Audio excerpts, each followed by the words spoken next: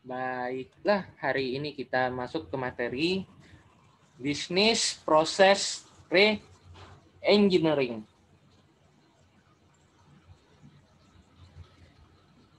Atau kita singkat dengan BPR ya. BPR adalah pemikiran dan perancangan ulang yang fundamental atas proses bisnis perusahaan.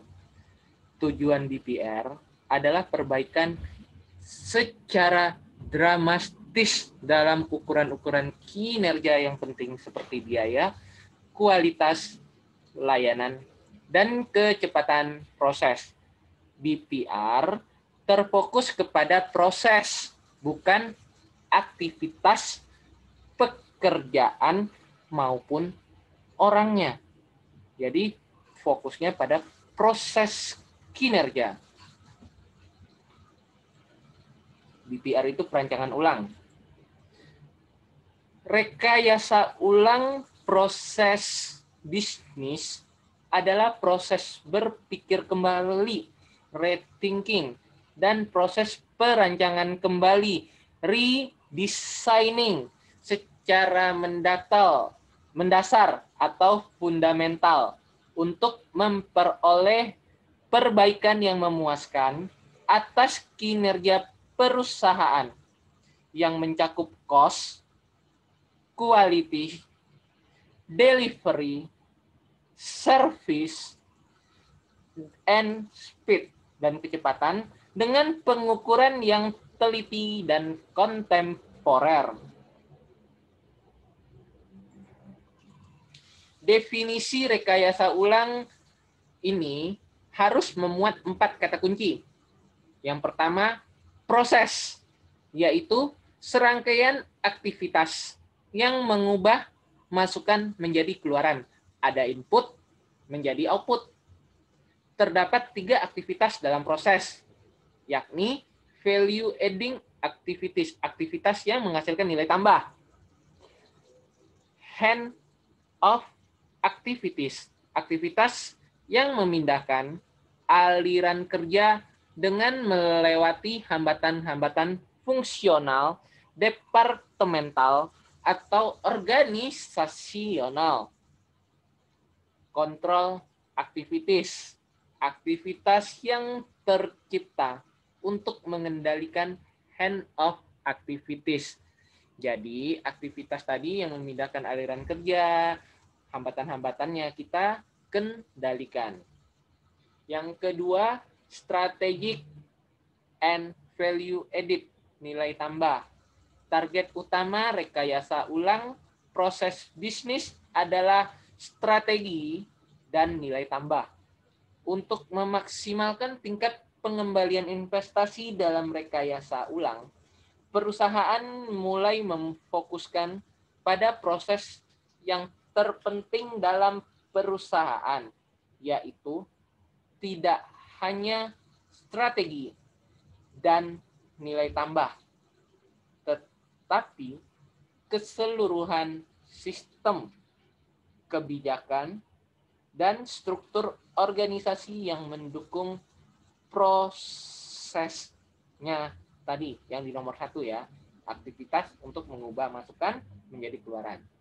Itu harus ada dukungannya, yaitu strategik.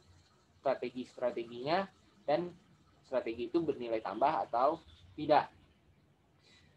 Optimization of workflow and productivity in organization, yaitu meningkatkan produktivitas, pangsa pasar, pendapatan, tingkat pengembalian investasi dan aset. Rekayasa ulang proses bisnis dapat diukur dari pengurangan biaya per unit. Jadi udah ada strateginya, udah ada nilai tambahnya, otomatis harus ada optimalisasinya dalam bentuk pengurangan biaya yang dihitung berdasarkan per unit. Yang terakhir, rapid, radical, and redesign. Rekayasa ulang harus dilaksanakan secara cepat dan radikal serta merancang kembali proses bisnis untuk menghilangkan aktivitas-aktivitas yang tidak perlu. Jadi tadi udah kita ubah masukan menjadi keluaran, tentukan strateginya, apakah bernilai tambah atau tidak, sehingga ada pengurangan biaya-biaya, dan terakhir, jika masih ada aktivitas yang tidak perlu, kita desain ulang, rancang kembali. Rekayasa ulang proses bisnis memaksa orang untuk berkonsentrasi pada proses tertentu yang sudah mapan dan tidak mampu menghasilkan strategi yang lebih luas lagi, sehingga harus diganti dengan transformasi. Transformasinya biasanya meliputi 4R, yaitu reframing, pembingkaian kembali, restructuring atau restrukturisasi, revitalizing atau revitalisasi, renewing atau pembaharuan kembali. Terdapat 12 kromosom atau konsep transformasi 4R tersebut. Yang pertama, reframing, antara lain ada komponen mobilisasinya, visinya, sistem pengukuran target. Restrukturingnya antara lain model ekonomi usahanya apa, penataan infrastrukturnya, perbaikan cara kerjanya. Revitalisasi, fokus pemasarannya, perluasan usahanya, teknologi informasi yang digunakan. Terakhir, renewing, pembaharuan, sistem imbal jasanya bagaimana, kebiasaan belajar individunya bagaimana, pengembangan organisasinya kita perbaharui.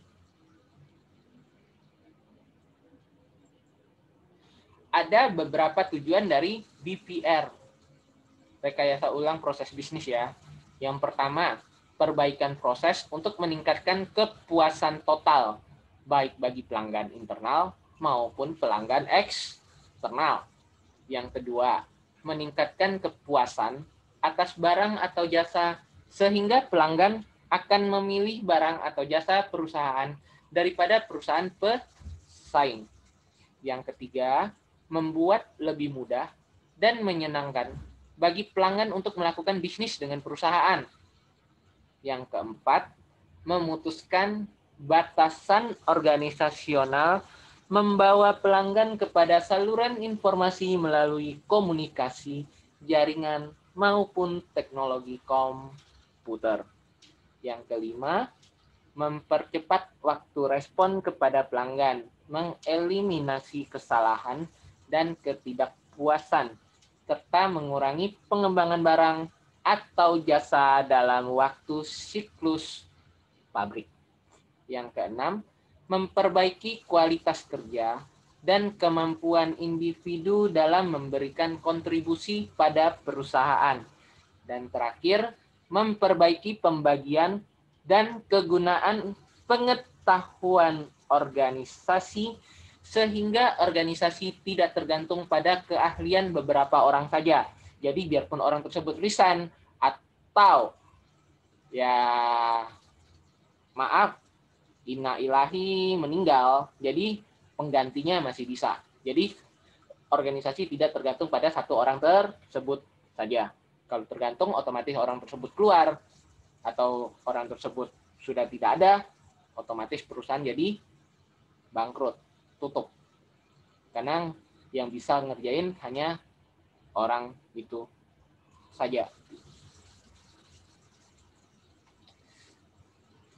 Di sini ada teknik-teknik manajemen untuk BPR.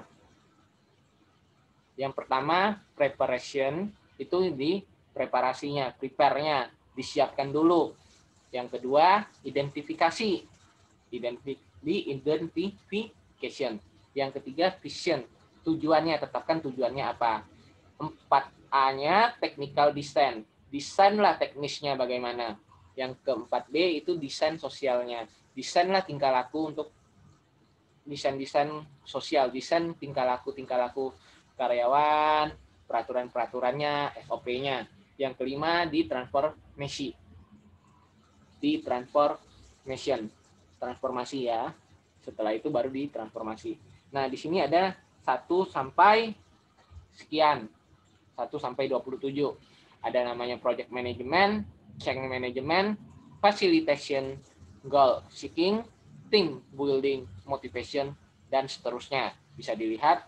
Nah, untuk project management yang diperlukan apa aja? Prepare-nya juga, identifikasinya, vision, technical design-nya, social design-nya, dan transformation-nya. Jadi diperlukan semua. Ini tahap yang pertama, ini tahap reframing, pembingkaian ya. Makanya semuanya harus dilaksanakan. Nah, selanjutnya bisa dilihat sendiri untuk customer modeling cukup hanya identifikasi aja. Model-model customer-nya bagaimana. Terus measurement performance, measure untuk kinerja. Berarti ada identifikasi dan desain tekniknya, terus kita transformasi. Analisis siklus waktu, siklus kinerjanya, siklus waktu perusahaan. Perlunya hanya identifikasi sama tetapkan tujuannya apa. Nggak perlu desain teknisnya, nggak ada. Jadi ini proses modelingnya, berarti cukup identifikasi, langsung kita transformasikan. Jadi ini langkah-langkahnya semua. Nah, yang selanjutnya benchmarkingnya. Berarti itu terkait dengan tujuan. Visioning juga tujuan. Visioning, jelas pasti vision. Information engineering, berarti technical design. Strategic automation itu technical design sama transformasi. Ini langkah-langkah teknik manajemen untuk melakukan perekayasaan ulang atau pembuatan kembali, perombakan proses organisasi, perombakan struktur organisasi. Di sini ada faktor kunci keberhasilan dalam BPR. Yang pertama, vision. Visi adalah gambar tentang apa yang dikehendaki yang menyangkut orang, produk, pelayanan, proses, fasilitas, kultur, maupun pelanggan. Setiap orang dalam organisasi harus mampu mengerti, memahami, menjiwai, dan menggambarkan visi tersebut, sehingga semua tindakan dan keputusan selalu membawa perusahaan makin dekat pada visi yang telah ditentukan. Kegiatan-kegiatan yang menyangkut visi antara lain menentukan strategi yang tepat, menjelaskan alasan mengapa dilakukannya BPR, kenapa perusahaan itu harus dirombak, mengembangkan suatu cita-cita masa depan yang dipahami semua orang, menentukan target yang harus dicapai, menjelaskan hubungan antara usaha BPR dengan usaha yang sudah dilakukan, membuat peta perubahan-perubahan sampai pada ke tahap akhir. Yang kedua, skill, keterampilan, baik keterampilan interpersonal maupun keterampilan teknik diperlukan agar karyawan mampu melaksanakan tugas-tugas dalam proses-proses yang baru ini. Aktivitas yang dilakukan dalam peningkatan keterampilan antara lain mendidik pimpinan puncak mengenai konsep dan implikasi BPR, menginventarisasi tipe kepemimpinan yang dibutuhkan untuk melakukan proses baru, berpikir luas tentang masa depan, mengubah desain, dan mengembangkan hal-hal dari luar ke dalam perusahaan, memperoleh dukungan serikat pekerja, karena kalau tanpa dukungan pekerja perusahaan nggak bakalan jalan, nggak ada yang mau kerja berarti ya udah tutup tuh perusahaan. Mengelola perbedaan atau konflik secara baik dan konstruktif. Yang ketiga, insentif. Apabila karyawan dapat memahami dan merasakan perubahan secara drastis membawa perbaikan bagi karyawan, maka mereka dapat melakukan perubahan secara lebih baik. Beberapa hal yang menyangkut insentif antara lain, perubahan harus dipimpin, disosialisasi, dan dibuat target tertentu oleh pimpinan perusahaan. Tim manajemen bertanggung jawab atas keberhasilannya. Jadi nggak ada itu manajemen atas salahin bawahannya, nggak ada lagi. Jadi yang bertanggung jawab tetap atasan, karena yang membuat peraturan atasan, yang menjalani atasan, otomatis yang karyawan hanya operasionalkannya saja. Hilangkan rasa ketakutan. Jadi nggak ada rasa takut untuk gagal, nggak ada lagi. Memberi penghargaan dan pengakuan atas keberhasilan dan prestasi karyawan. Kalau misalnya karyawan dihargain, dia pasti royal, nggak mungkin enggak. Perubahan sikap dan budaya dengan sistem dan suri tauladan dari pimpinan perusahaan. Kalau pimpinannya baik, pimpinannya bisa sebagai pemimpin ya, bukan sebagai bos. Bedain leader dengan bos. Kalau leader, dia pasti ngarahin. Kalau bos, dia hanya nyuruh-nyuruh saja. Jadi beda. Yang di sini ini adalah leader. Dia mengarahkan bawahan, bukan hanya sekedar menyuruh dan menyalahkan kalau ada kesalahan. Yang keempat itu resource. Beberapa hal dan aktivitas dalam pengalokasian sumber daya antara lain komitmen manajemen puncak untuk melaksanakan perubahan. Paling sedikit 25% dari waktu manajemen puncak itu harus melaksanakan perubahan juga. Mengadakan pelatihan dan bimbingan dalam melaksanakan perubahan. Melakukan benchmarking. Memanfaatkan sumber daya seefektif dan seefisien mungkin. Dan terakhir, action plan, rencana untuk menjalankannya. Action plan adalah perencanaan dari serangkaian aktivitas, penanggung jawab, dan jadwal waktu serta target yang terrinci. Jadi planning untuk kita lakukan BPR itu apa aja. Sudah ditetapkan. Waktu 1 bulan harus mencapai ini. Bulan berikutnya atau berapa bulan berikutnya kita laksanakan ini. Jadi udah ada step by step-nya. Oke, untuk bisnis proses reengineering materinya cukup sekian. Terima kasih.